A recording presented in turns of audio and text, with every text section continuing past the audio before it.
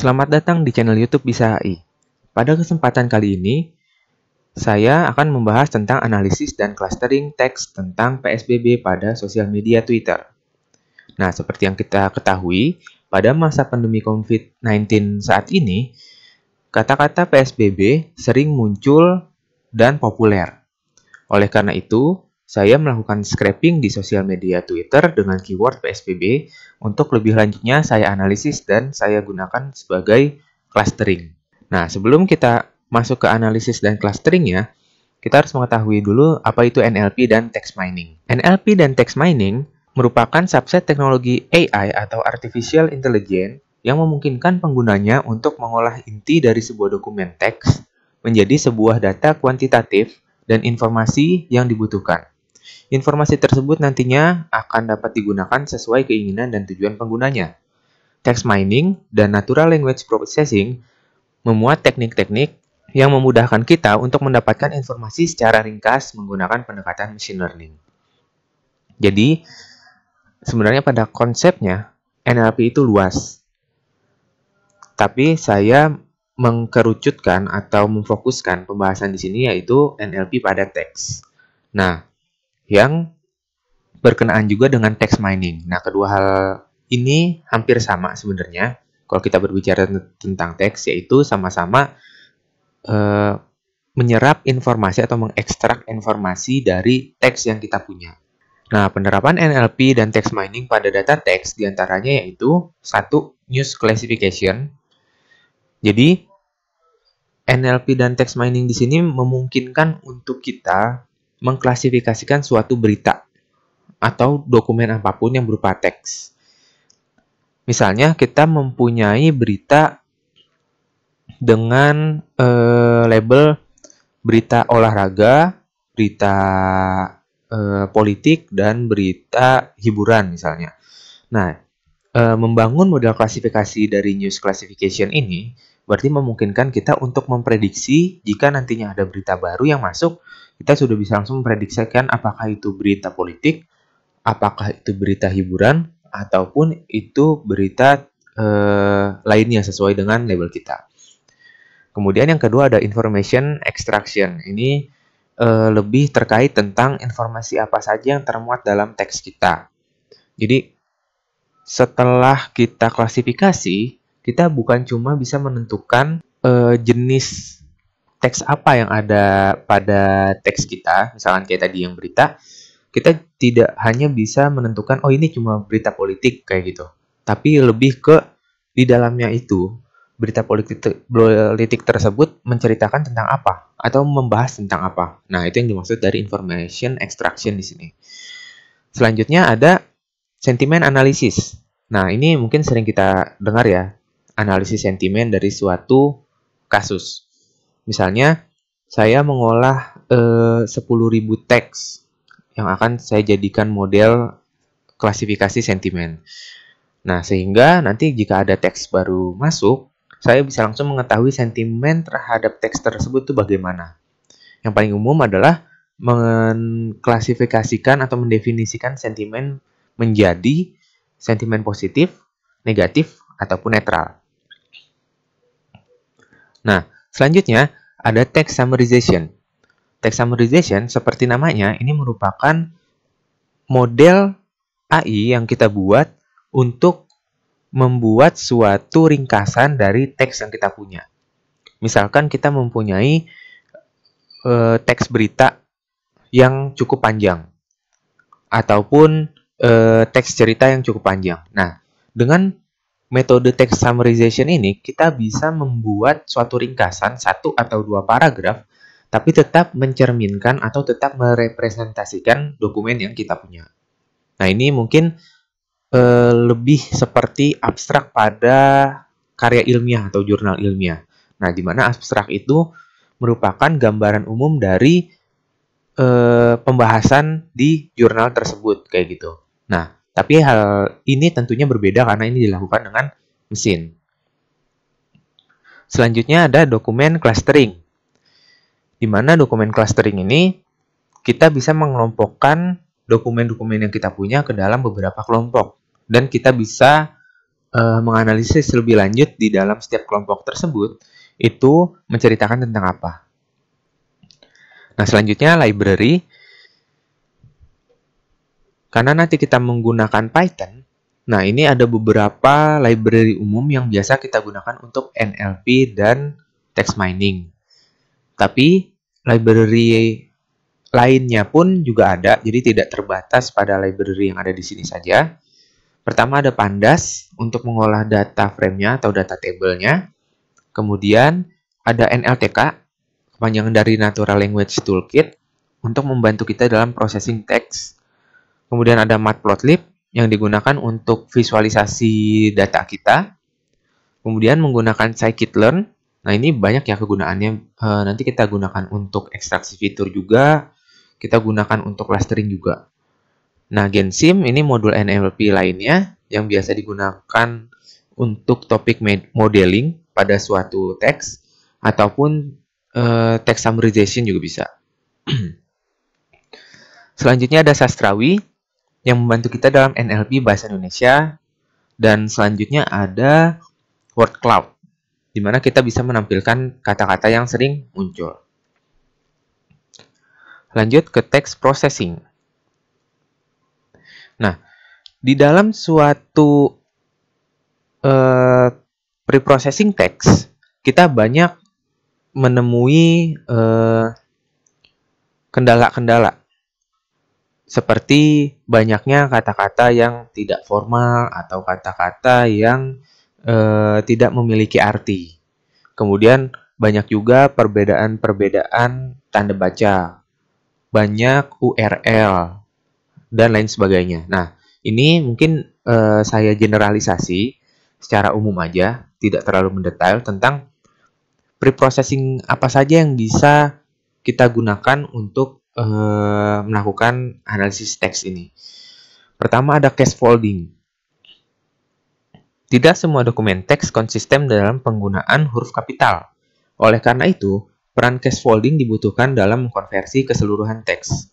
Dalam dokumen menjadi suatu bentuk standar, biasanya huruf kecil atau lowercase.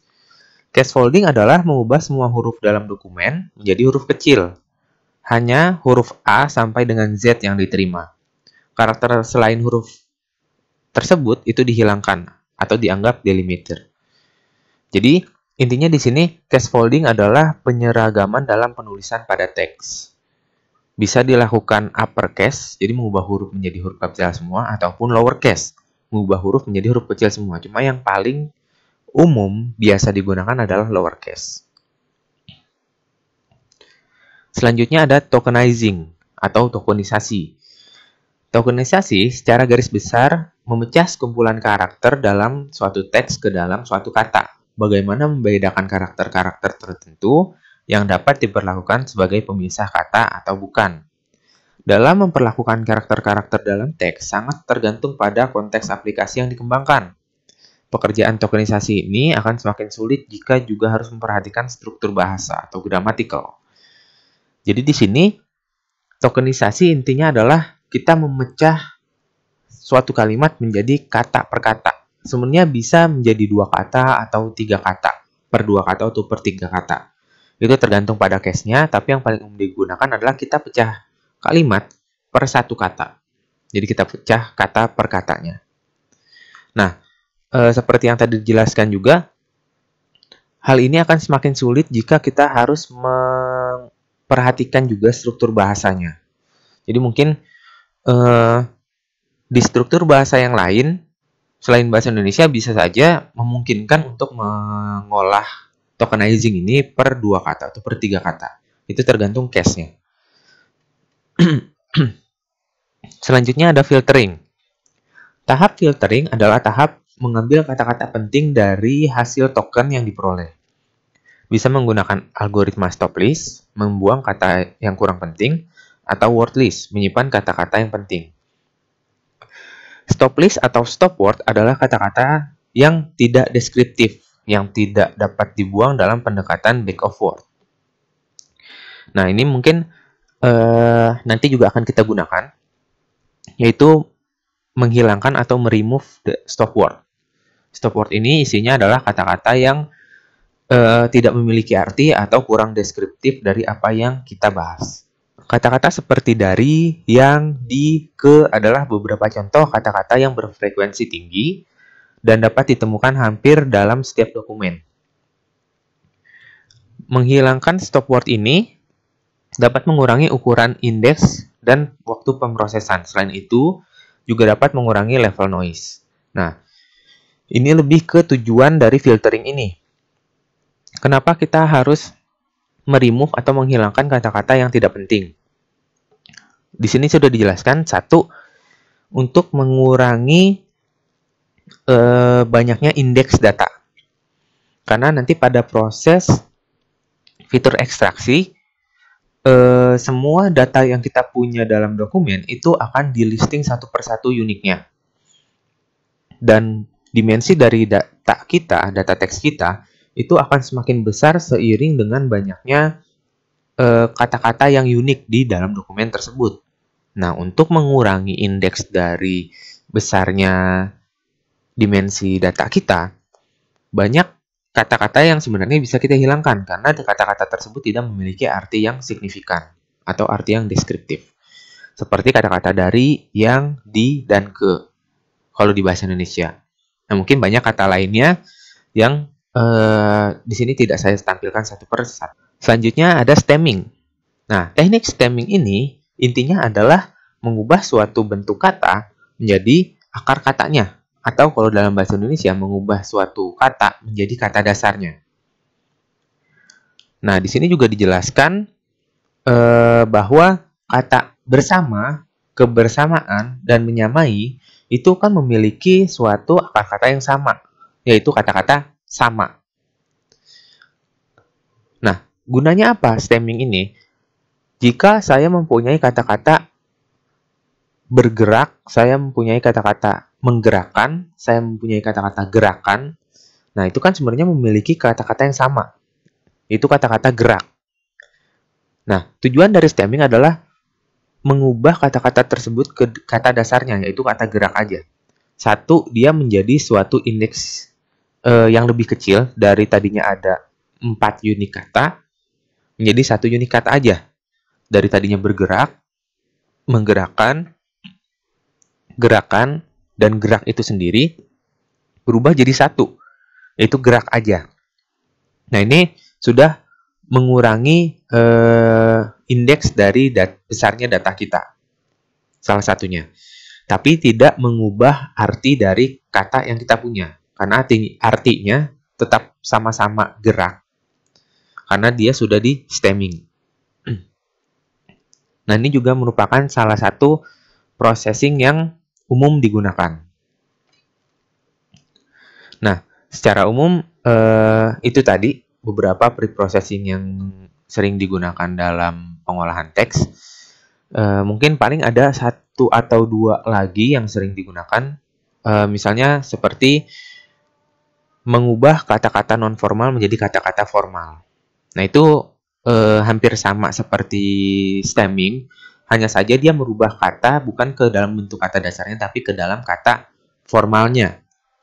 Misalnya saya mempunyai kata-kata makasih, terus ada yang bilang trims. Nah, itu kan sebenarnya kata-kata formalnya adalah terima kasih.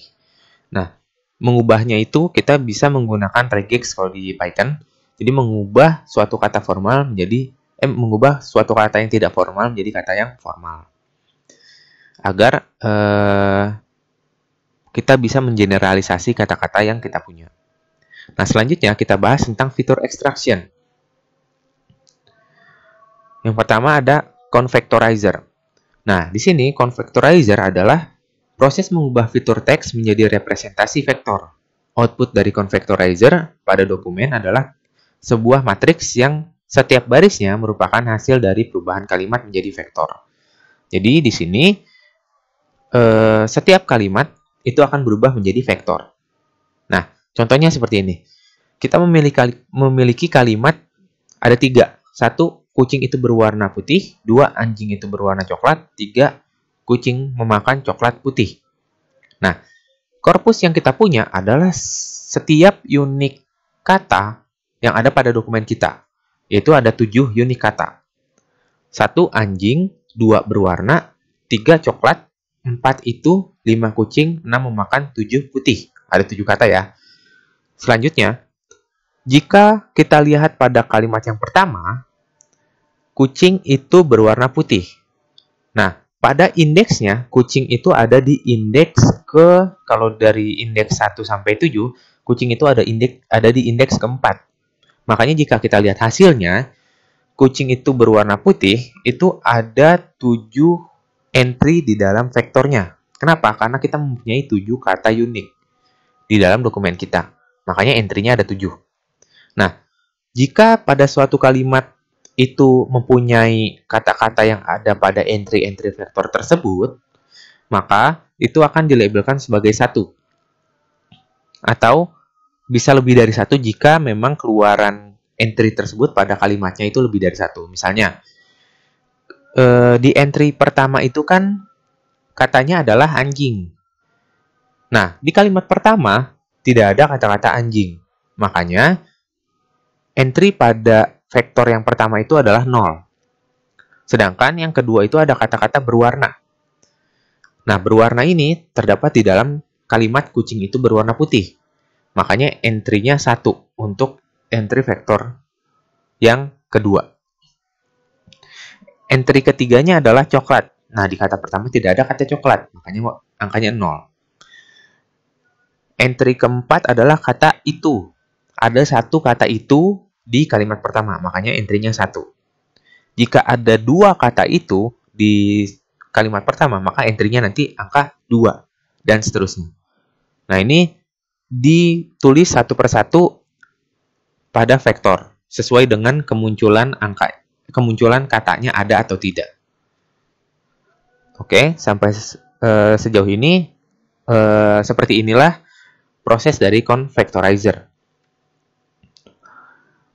Jadi dari kalimat-kalimat yang kita punya itu sudah bisa direpresentasikan sebagai vektor. Nah, selanjutnya ada TF-IDF. TF-IDF ini intinya adalah membuat suatu kalimat, mungkin hampir sama kayak convectorizer yang tadi, membuat suatu kalimat menjadi vektor juga. Hanya saja entry-entry-nya tentunya berbeda. Nilai-nilai yang masuk pada entry-entry tiap vektornya itu dihitung sesuai dengan bobotnya. Nah, bagaimana menghitung bobotnya? Menghitung bobotnya itu berdasarkan banyaknya kata yang muncul di dalam kalimat tersebut dan banyaknya kata yang muncul di dalam dokumen. Nah, TF-IDF sendiri itu adalah kepanjangan dari term frequency inverse dokumen frekuensi. Jadi sebenarnya ini gabungan dari TF dan IDF. Nah, seperti apa TF dan IDF itu? Nah, rumusnya seperti ini. TF itu adalah NIJ dibagi sigma dari K NIJ. Jadi term frekuensi ini menghitung banyaknya kata di dalam suatu dokumen.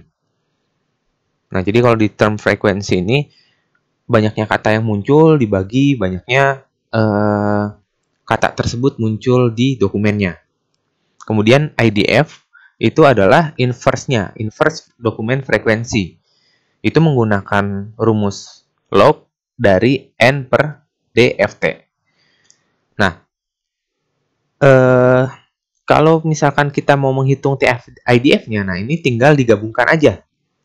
TF dikali IDF-nya. Jadi rumus TF yang tadi dikali rumus IDF. Nah, itulah yang menjadi bobot dari TF IDF-nya. Nah, lanjut ke clustering. Nah, analisis cluster adalah proses di mana akan dilihat pola dari sebuah himpunan data dengan cara mengelompokkan ke dalam beberapa cluster. Tujuan analisis cluster adalah untuk menemukan suatu pengelompokan yang sesuai, sehingga objek pengamatan yang mirip berada pada satu cluster. Inti dari clustering ini jadinya, jika kita mempunyai suatu data, nggak ada labelnya, nah ini kita kelompokkan data tersebut ke dalam beberapa kelompok. Nanti pada teknisnya saya akan mengelompokkan data dengan menggunakan algoritma clustering, yaitu K-means. Nah, gambarnya mungkin secara umum bisa seperti ini, di mana K-means ini mempunyai centroid di tiap klasternya atau titik pusatnya. Nah, di sini kalau dari gambar ini data tersebut dibagi menjadi 3 kelompok, merah, biru, dan hijau. Sehingga pada awal pengklasteran ini kita tidak tahu nih ciri khas dari tiap klaster itu seperti apa. Tapi nantinya jika kita melakukan analisis lebih lanjut, kita bisa melihat klaster-klaster tersebut dia terdapat data yang seperti apa saja atau menceritakan tentang apa saja. Nah, karena di algoritma clustering ini data tersebut dikelompokkan atau menjadi satu klaster itu berdasarkan kemiripannya.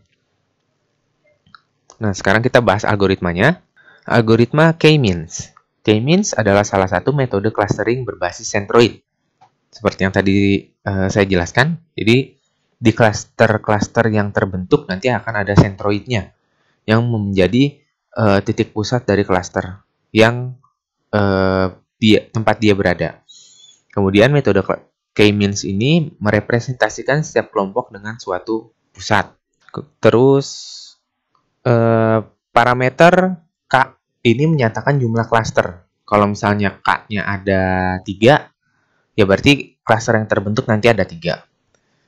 Kemudian menghitung jarak setiap data ke setiap centroid terdekat. Centroid ini dianggap sebagai nilai pusat baru untuk masing-masing klaster.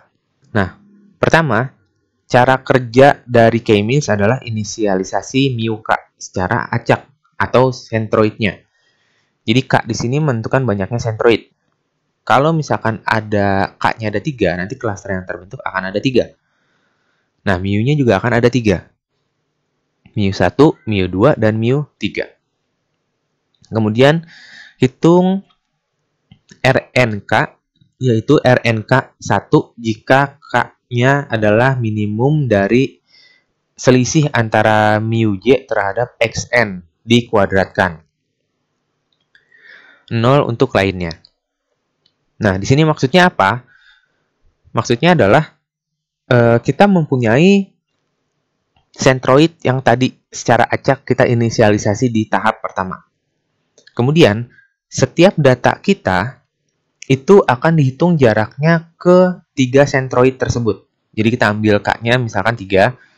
Setiap data yang kita punya akan dihitung jaraknya ke 3 centroid tersebut. Nah, kalau jaraknya paling dekat ke suatu centroid, katakanlah data pertama dekat ke centroid 1 atau mu1, maka data pertama tersebut akan masuk ke klaster mu1. Nah, begitu pula dengan data-data selanjutnya. Kemana dia mempunyai nilai jarak yang terkecil dengan suatu centroid, maka dia masuk ke dalam klaster centroid tersebut. Setelah itu, kita hitung ulang nilai mu K-nya. Jadi, nilai mu K ini pada setiap iterasinya, dia akan berubah. Berubahnya ke mana? Dia akan menyesuaikan nilainya ke arah kerumunan data. Karena pada iterasinya nanti mu K akan bergerak ke arah kerumunan data. Nah, rumusnya yaitu sigma dari R dikali X dengan indeks N dan K dibagi sigma R. Kemudian, langkah keempat adalah evaluasi konvergensi parameter mu K. Jika kriteria konvergensi belum terpenuhi, maka kembali ke langkah 2. Nah, jadi kita evaluasi konvergensinya seperti apa? Jika pada iterasi sebelum dan sesudahnya itu sudah konvergen atau nilai mu K-nya tidak berubah, nah maka bisa kita bilang iterasinya kita stop atau iterasinya selesai. Jadi misalkan kita sudah sampai iterasi ke-10.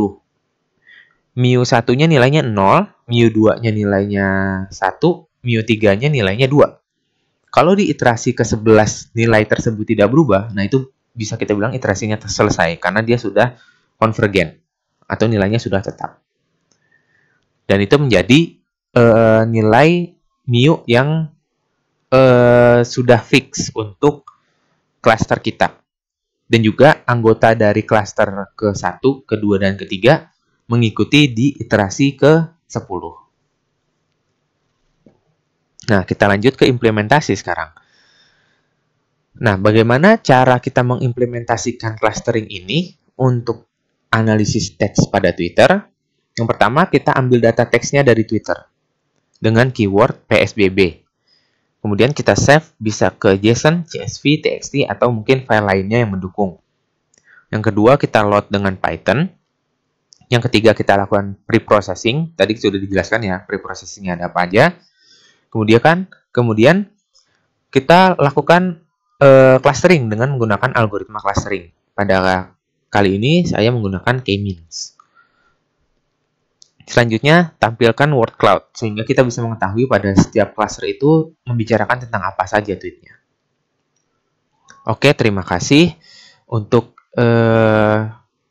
teorinya, saya cukupkan sampai di sini. Kita lanjut ke implementasi pada Python. Oke, sekarang kita lanjut pada implementasi di Python. Di sini saya menggunakan Google Collaboratory atau Google Colabs untuk mengolah data teks yang saya miliki. Nah, di sini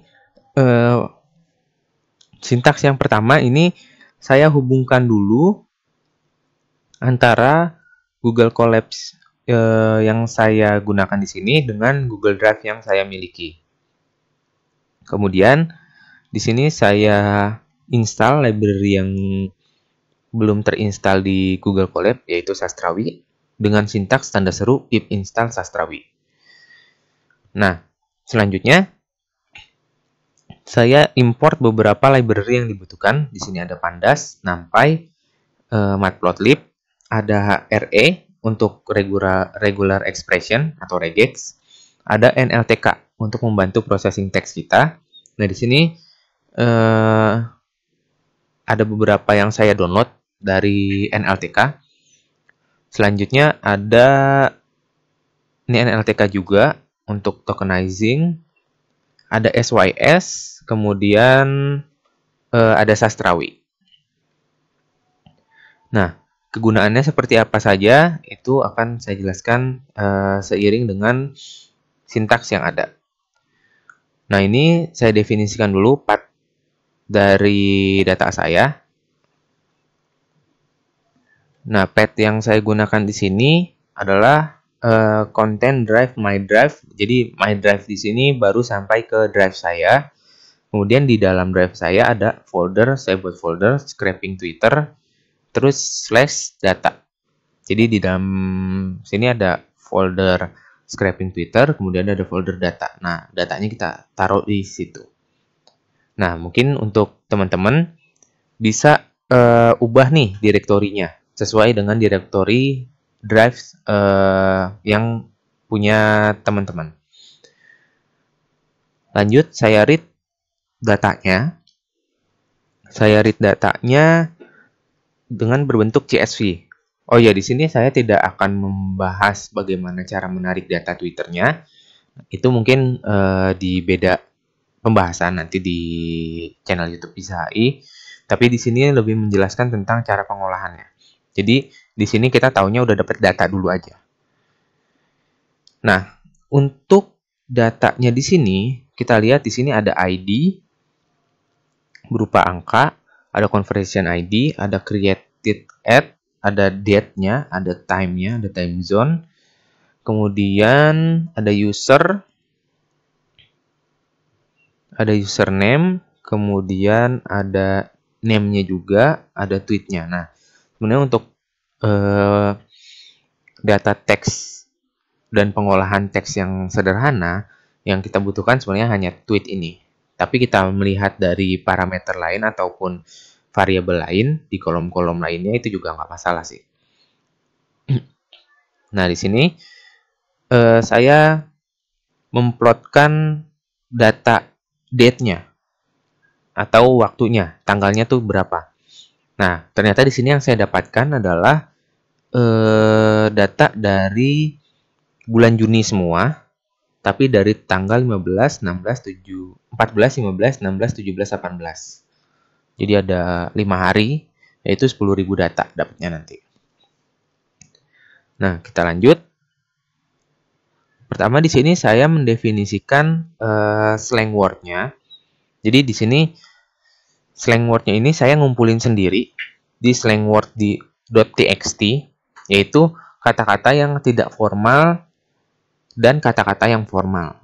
Nah, tujuannya di sini apa? Sintaksnya, yaitu jika saya menemukan kata-kata yang tidak formal yang ada di dalam txt saya, maka ubah ke kata-kata formalnya.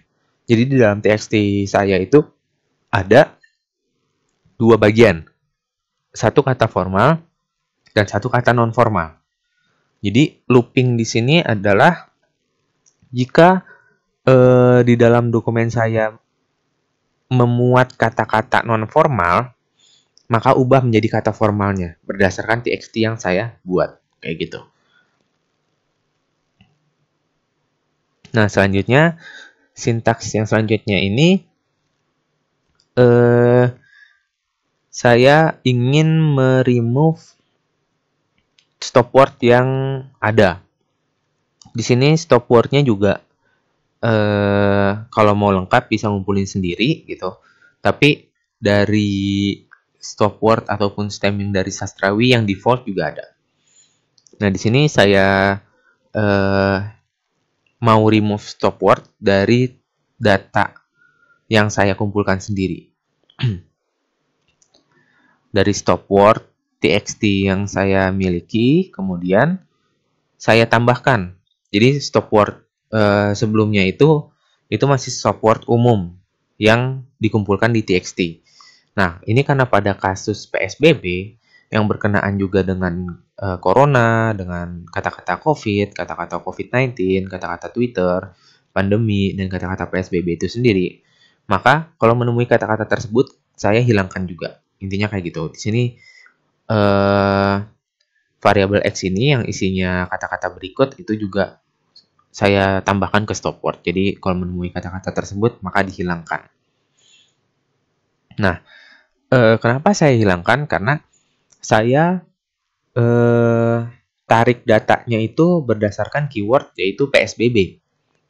Nah, berarti kalau misalkan saya mau buat word cloud-nya, berkemungkinan besar kata-kata yang paling besar untuk muncul atau kata-kata yang paling sering muncul adalah PSBB itu sendiri, kan itu menjadi keyword-nya. Di setiap kata pasti ada, kayak gitu. Nah, maka dari itu, saya hilangkan kata-kata PSBB yang paling utama. Nah, kemudian kata-kata COVID-19, corona, virus, dan coronavirus, pandemi itu juga saya hilangkan karena saya mau melihat concern dari setiap tweet tentang PSBB ini sebenarnya ngomongnya tentang apa. Jadi hal lain selain tentang penyakit dan corona ini yang berkenaan dengan PSBB itu apa? Itu yang pengen saya lihat. Nah, di sini saya mendefinisikan fungsi untuk merubah kata-kata non formal menjadi kata-kata formal. Melanjutkan definisi yang di atas. Jadi yang di atas itu cuma load data data non formal, data txt-nya.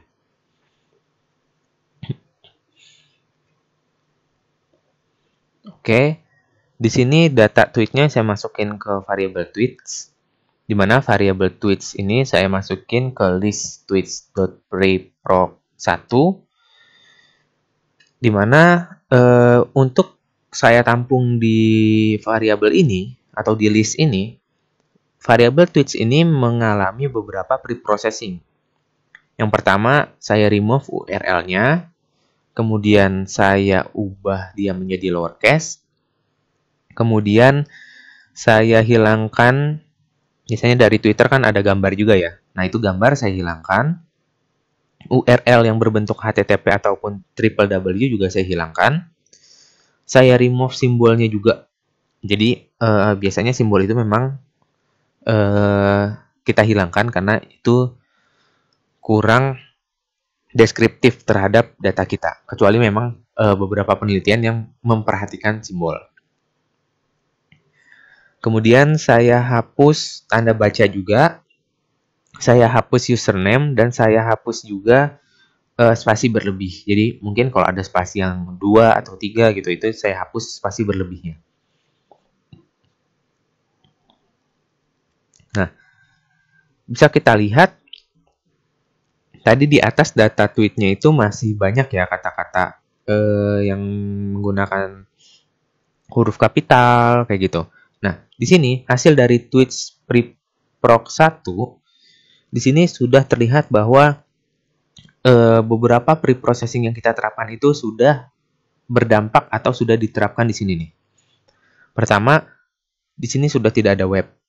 Kemudian nggak ada URL yang triple W juga nggak ada.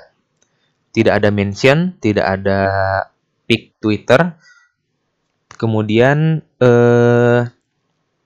di sini sudah tidak ada simbol. Di sini tanda kutip di sini memang default dari Python karena list yang saya tampung di sini adalah berbentuk datanya itu string, makanya pakai kutip. Kemudian datanya sudah lowercase semua, jadi nggak ada huruf kapital. Nah, ini ada 10.000 data, lanjut. Nah, yang kedua, kita lakukan fungsi yang tadi di atas, yaitu merubah kata-kata non-formal menjadi kata-kata yang formal. Nah, mungkin di sini banyak ya kata-kata yang masih non-formal. Di sini masih banyak. Misalnya kata-kata banget kayak di sini. Itu kan sebenarnya banget ini kata formalnya itu kan sangat ya. Terus kemudian kalau misalkan teman-teman lihat dan teliti lagi di beberapa tweet yang terlihat di sini juga masih banyak kata-kata yang non formal. Mungkin karena memang kata-kata yang saya kumpulkan juga belum banyak dan belum lengkap. Jadi itu sih mungkin memang tantangannya untuk di pengolahan teks ini adalah salah satunya itu mengumpulkan kata-kata. Ini memang tergantung bahasanya ya. Jadi kan bahasa Indonesia yang kita gunakan di sini termasuk bahasa yang sekarang ini banyak banget kata-kata yang tidak formal. Apalagi ini media sosial, di mana setiap orang bisa mengetik kata-katanya sendiri yang berkemungkinan besar, sangat-sangat berkemungkinan besar untuk ada kata-kata yang tidak formal. Nah, lanjut. Jadi ini pengubahan kata formalnya ini tergantung pada kumpulan kata atau back of word yang saya punya aja. Nah, selanjutnya kita gunakan word cloud untuk menampilkan kata-kata yang paling sering muncul. Nah, di dalam semua data yang saya punya, yang 10.000 tweet itu, di sini ada beberapa kata-kata yang sering muncul. Nah, semakin sering muncul dia, semakin besar kata-katanya di sini. Jadi, secara umum, di dokumen yang saya punya tuh ada new normal, ada pembatasan sosial, ada berskala, ada protokol kesehatan, ada Jakarta, ada masyarakat, dan lain sebagainya. Bisa teman-teman lihat sendiri. Dari sini juga sudah mulai cukup kelihatan ya, apa saja yang diomongin jika kita berbicara tentang PSBB. Salah satunya new normal. Nah, kemudian saya filtering lagi teks yang saya punya dengan stop word dan stemming default dari sastrawi. Nah, ini saya print satu persatu loadnya sampai dengan dia 10.000 dari 10.000. Jika sudah selesai, saya kembali munculkan. Nah, ini mungkin agak berbeda sedikit dari yang di atas tadi, tapi nggak begitu signifikan. Kata-kata yang sering muncul memang secara umum ini masih tetap sama sih kalau dari saya lihat sekilas. Masih aja ada new normal, ada transisi, ada kemarin, batas sosial, ada longgar, dan lain sebagainya.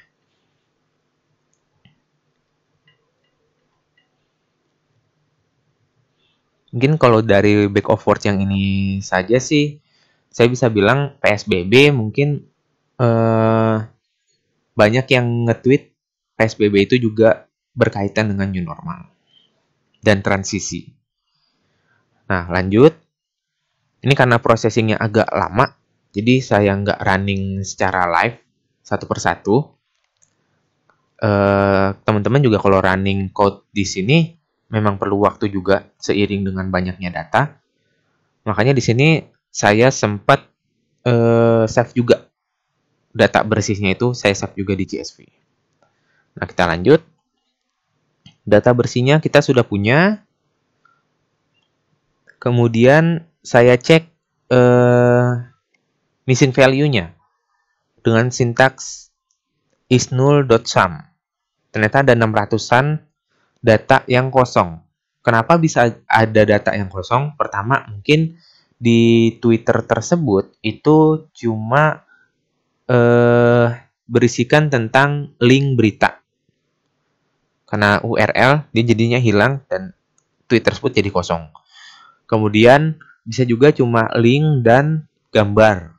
Nah, itu juga akan kosong kan, kayak gitu. Jadi memang memungkinkan untuk data tersebut menjadi kosong. Kalau memang pada pemrosesannya semua data-data yang ada di situ tuh tidak merepresentasikan pembahasan kita. Misalnya di situ cuma ada link, cuma ada gambar, cuma ada kata-kata yang kurang deskriptif, itu kan masuk ke stop word semua dan itu nantinya jadi hilang. Nah, saya hapus data yang hilang. Kemudian di sini saya lakukan fitur extraction dengan convectorizer dan TF-IDF. Pertama, saya jadikan vektor dulu dengan convectorizer, data teks yang saya punya. Kemudian, saya lakukan TF-IDF. Sehingga saya mendapatkan matriks berukuran 9394 karena 606-nya itu tadi sudah saya hapus karena dia kosong. Dan kolomnya itu ada 14 ribuan. Nah, ini matriks dari keseluruhan dokumen saya. Oke, selanjutnya saya gunakan K-means. Di sini saya menggunakan library sklearn untuk K-means-nya. Di mana hasil yang saya dapat dengan jumlah klaster sebanyak 3, yaitu seperti ini. Hampir sebagian besar data yang saya punya itu masuk ke kelas ke kelas ke-2, dan sisanya masuk ke kelas 0 dan 1. Nah, kita lanjut. Ini saya cuma plotkan saja klasternya ke samping teksnya. Karena di sini saya mau filtering di data frame-nya. Saya filtering kelas 0 adalah data yang saya punya yang label klasternya itu adalah 0. Begitu pula dengan 1 dan 2.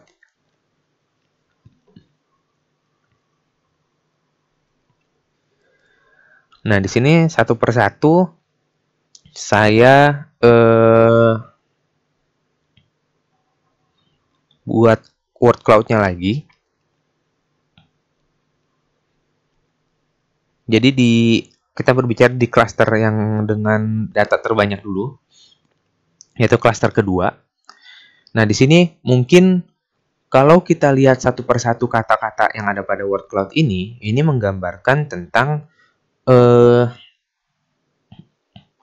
kondisi pada saat PSBB. Nah, kondisi pada saat PSBB ini kan terkait dengan transisi, terus kemudian di sini ada kata-kata jalan, protokol kesehatan, terus perintah, rumah, Jakarta, sosial skala. Nah, ini terkait dengan sosial masyarakatnya. Kalau bisa saya lihat di klaster kedua. Nah, di klaster pertama,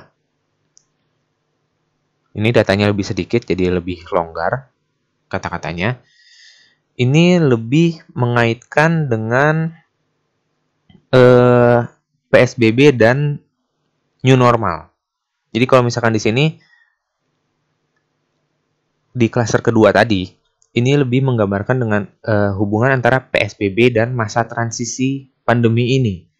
Jadi di masa transisi ini kita akan bergerak menuju new normal, tapi masih tetap berbicara tentang protokol kesehatan, tentang masker, tentang social distancing, terus di sini juga ada kata-kata pembatasan sosial. Ini jadi batas sosial karena sudah di stemming.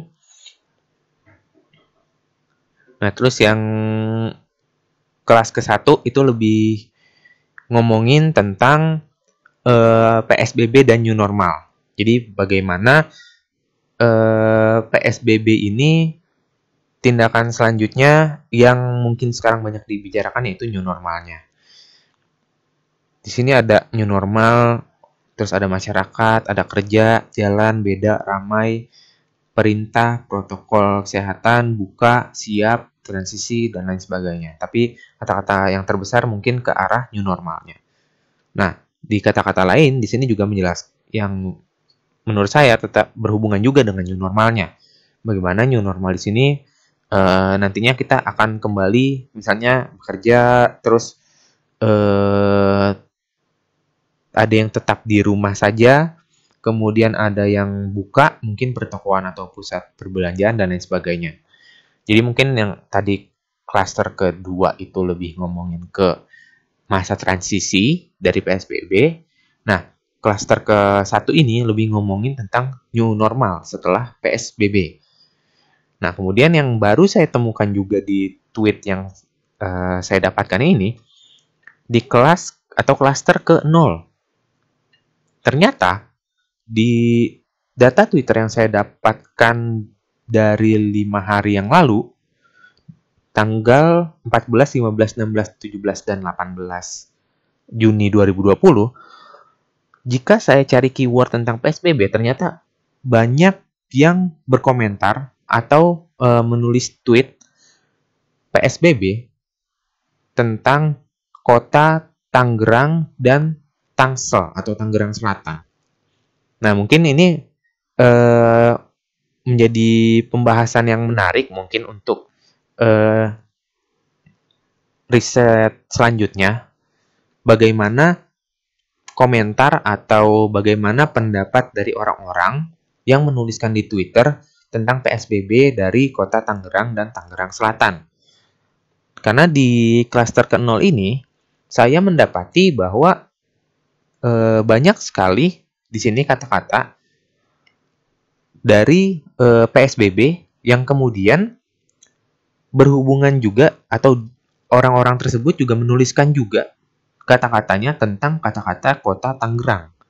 Jadi di sini bisa terlihat bahwa ada kata-kata Tangsel, ada kota Tangsel, kota Tangerang, Tangerang Raya, Tangerang Selatan, terus Bupati, kota Tangerang, Gubernur Banten, dan lain sebagainya. Walaupun di sini juga ada beberapa kota-kota lainnya, di sini seperti Bandung, terus Banten, Surabaya, Jakarta. Nah, tapi di sini yang lebih banyak disebutkan adalah Tangerang Raya dan Tangerang Selatan, kayak gitu. Nah, ini mungkin bisa menjadi topik yang menarik juga untuk dibahas lebih lanjut. Mungkin bisa ke arah sentimennya, mungkin bisa ke arah topik modelingnya, lebih ngomongin ke arah apa dari Twitter yang ada, kayak gitu. Nah, mungkin sekian dulu pembahasan kali ini tentang analisis dan clustering data Twitter dengan keyword PSBB. Kita mendapati 3 cluster dengan masing-masing cluster tadi deskripsinya sudah saya jelaskan. Oke, saya cukupkan dulu sesi kali ini di channel YouTube Bisa AI. Terima kasih sudah menonton video ini. Tetap saksikan terus channel YouTube Bisa AI dan terus follow up akun sosial media Bisa AI untuk info lebih lanjut terkait dengan pembelajaran ataupun event-event yang dilaksanakan. Ada di Instagram ataupun channel YouTube. Teman-teman bisa cari nama bisa.ai. Nah, jangan lupa juga untuk subscribe dan like video ini. Terima kasih. Maaf kalau ada kekurangan. Akhir kata, Wassalamualaikum warahmatullahi wabarakatuh.